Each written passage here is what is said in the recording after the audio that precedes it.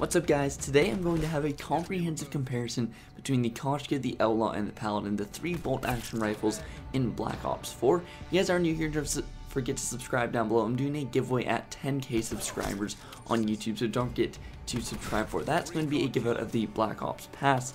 But we're just going to get right into these stats. Most of these are hand tested, so I did the testing myself in my editing software.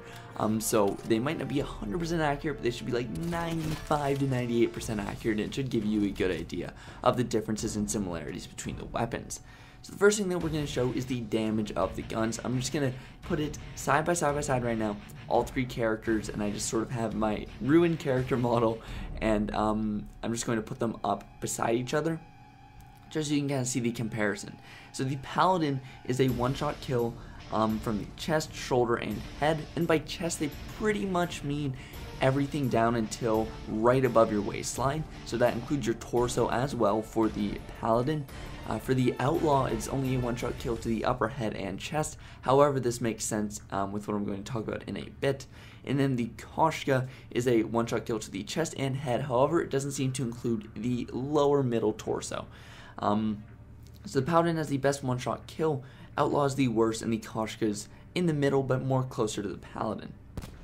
Now the rate of fire. The Paladin has a rate of fire 56 rounds per minute, meaning you could fire 56 shots if you were firing the gun continuously for 1 minute. The Outlaw has a rate of fire of 92 rounds per minute, which is more than 50% greater than the Paladin and the Koshka, which only has a 60 round per minute.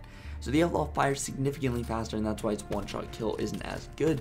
But if you put high caliber on it, its one-shot kill increases into like the upper chest as well, and I think that's definitely an attachment that you should run on pretty much all these guns, because it just pretty much increases the one-shot kill into the next category. So for the Koshka, it would increase it down into the lower torso. For the Paladin, it includes the arms and like legs and stuff like that. So I definitely recommend high cal or high cal 2 on whatever guns you're using.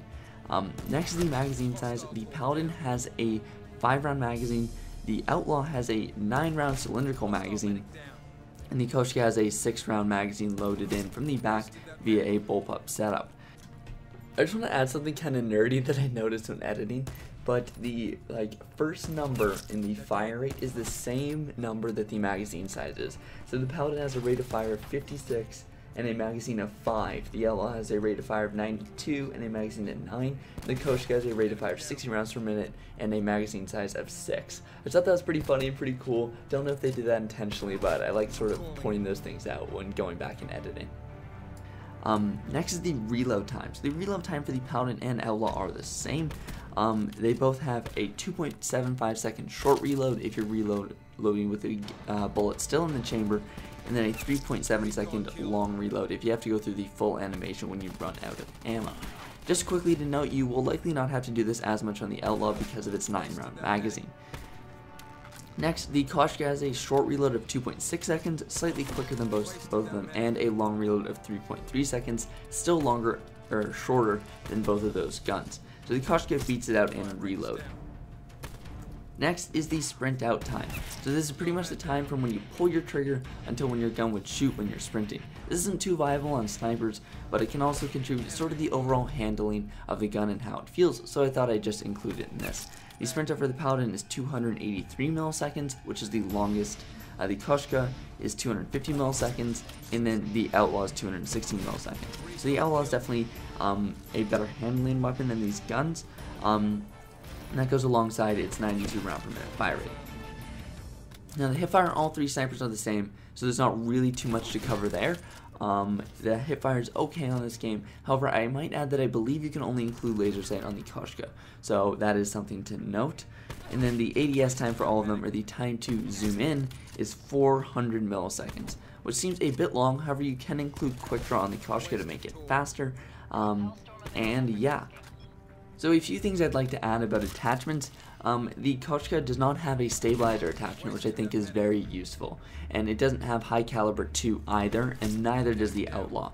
Whereas the Paladin, when you put high caliber 2 on, it does take up 2 attachment slots, but it gives you an insane one-shot kill range, or one-shot kill sort of area on the person's body. But yeah, that's pretty much it for this.